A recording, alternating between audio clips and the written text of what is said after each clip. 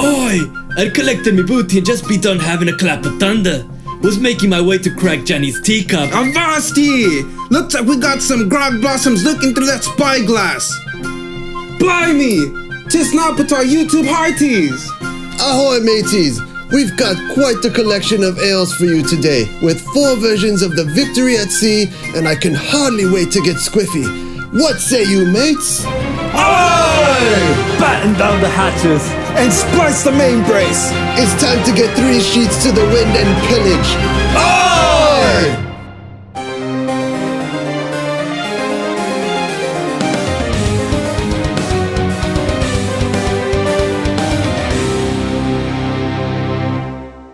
What's up, guys? Welcome back to our channel, 3-Piece Sweets. I'm Danny. I'm Luis. And I'm Will. On today's episode of Brews and Tunes, we're going to discuss 4 different versions of Victory at Sea from Ballast Point.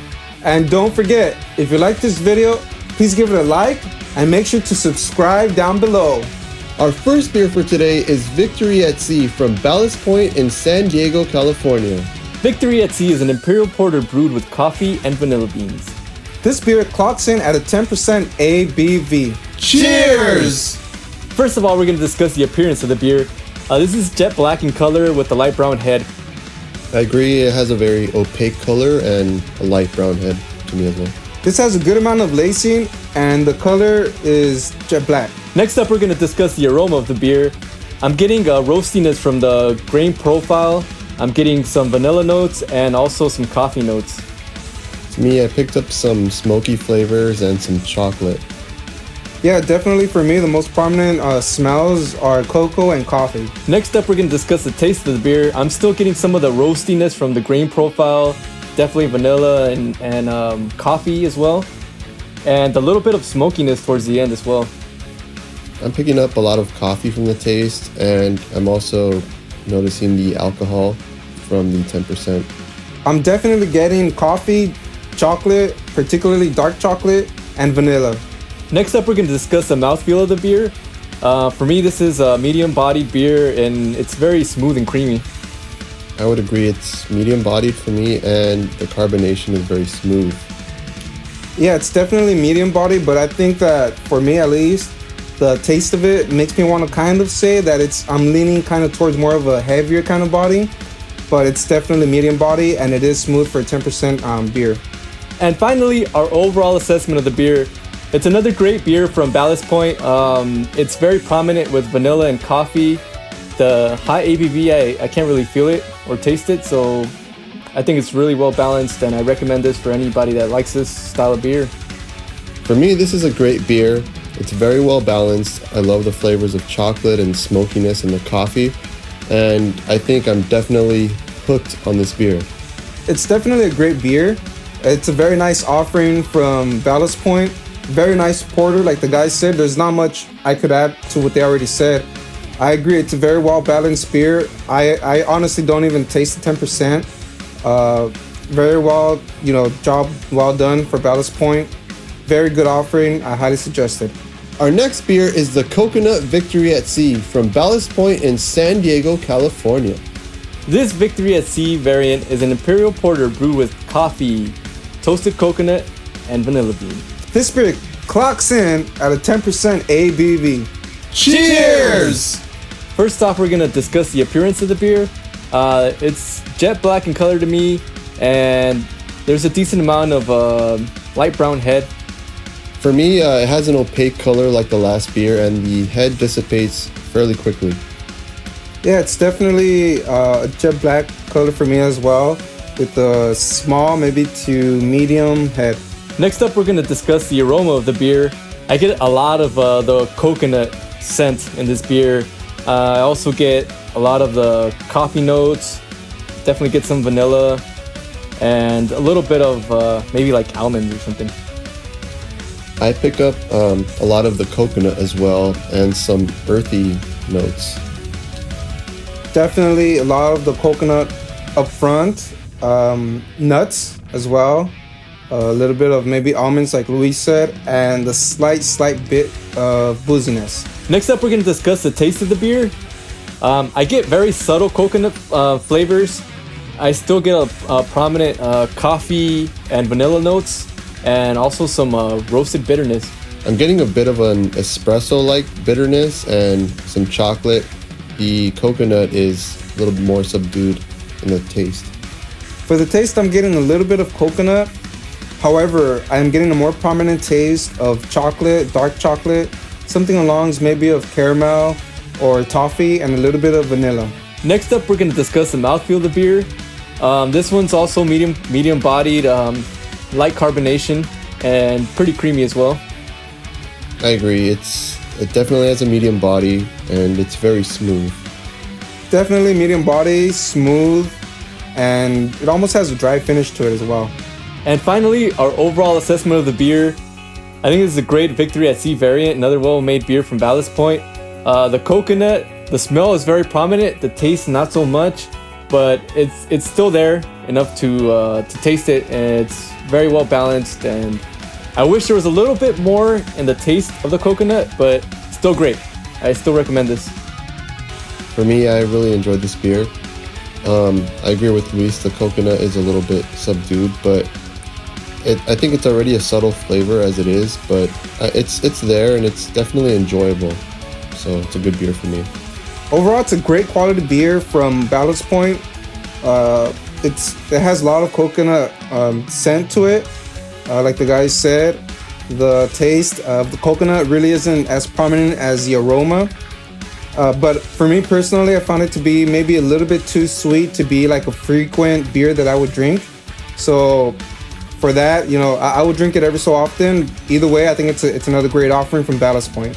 Our next beer for today is the Peanut Butter Victory at Sea from Ballast Point in San Diego, California. This Victory at Sea's variant is an Imperial Porter brewed with coffee, vanilla beans, and peanut butter. This beer also clocks in at a 10% ABV. Cheers! First off, we're going to discuss the appearance of the beer. Like the other Victory at Seas, it's jet black in color, light brownish head. Once again, it has an opaque color to me, and the head dissipates very quickly. It's definitely almost like a jet black color, and like Will said, the lacing dissipates pretty quickly. Next up, we're going to discuss the aroma of the beer. I'm still getting some roasted bitterness from this variant as well. I don't really get very much of the peanut butter scent. It's very, very subtle. I get more of the coffee again as well. I agree with Luis. The peanut butter scent is very subtle in this beer, and I'm still getting some smokiness like the other beers and some coffee and chocolate aromas. I'm getting some chocolate and some kind of almond type of aroma in it.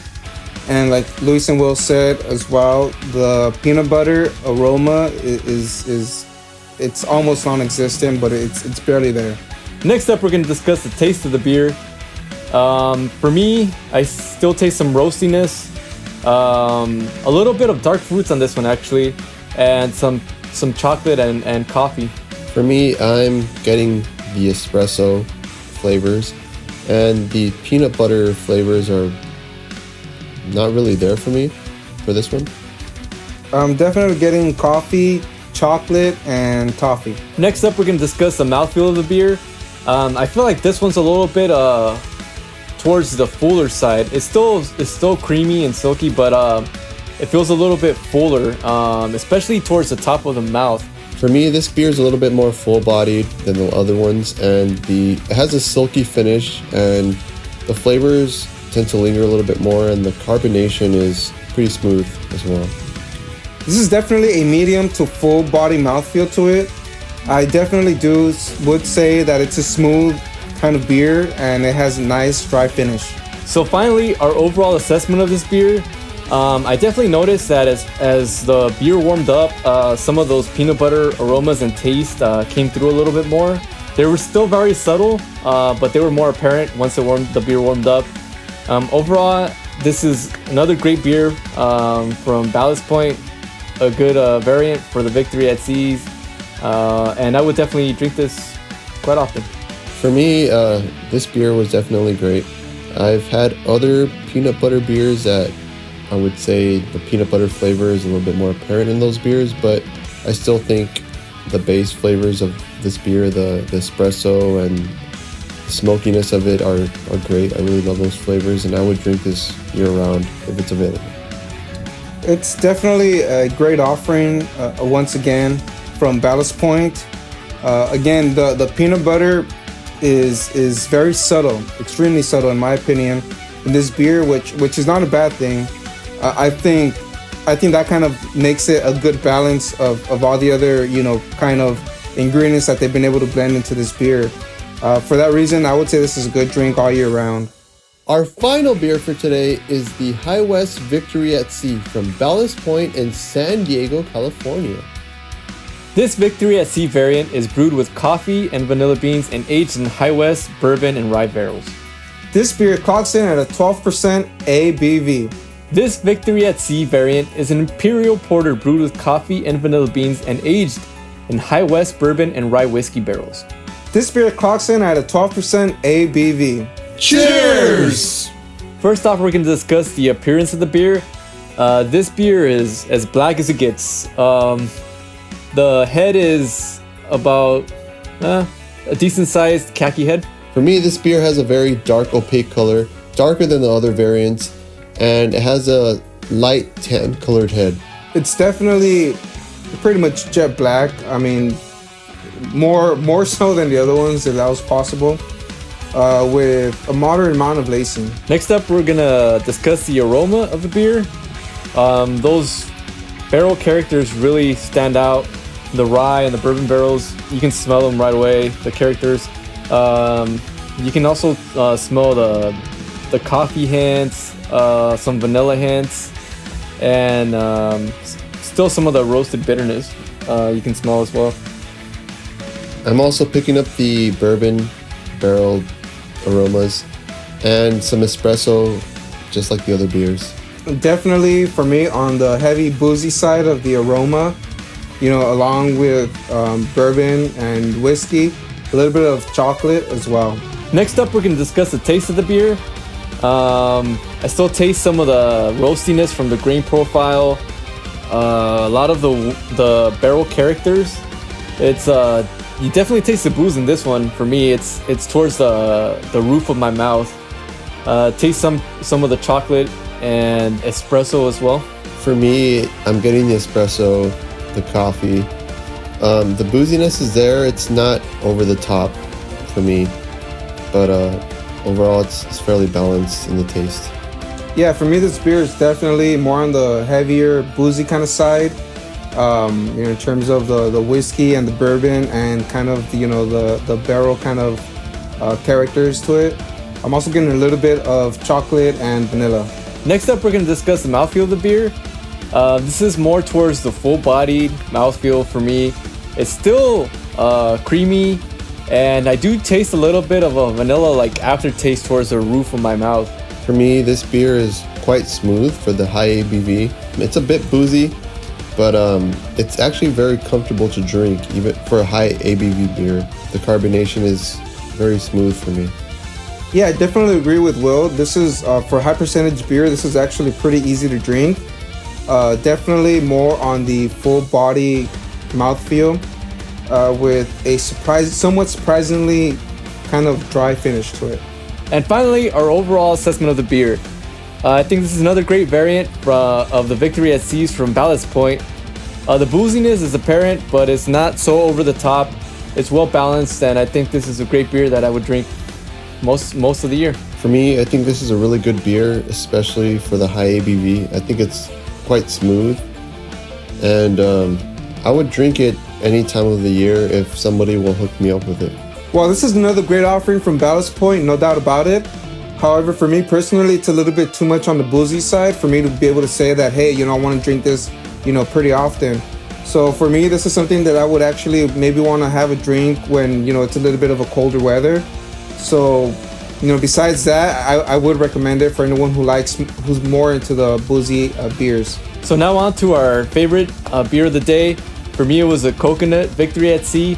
I'm a huge fan of coconut, so that was great. Even though it's subtle, I feel like an overwhelming coconut flavor would probably take away from such a good solid base that Victory at Sea already has. So I appreciate the subtleness, and I think it was overall a great beer, and I enjoyed it the most. For me, my favorite beer was the original Victory at Sea.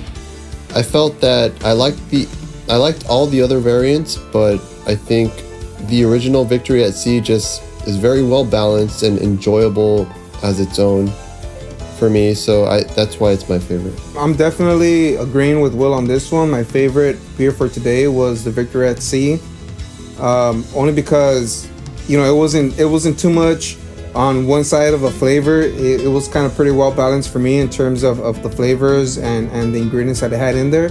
So for me, that was the most easy drinking beer that I would be able to drink today. So that wraps it up for today's video. We hope you enjoyed this episode of Brews and Tunes. And please make sure to share this video, give it a like if you enjoyed it, and make sure to click on that subscribe button below. All right, guys. So until next time, cheers!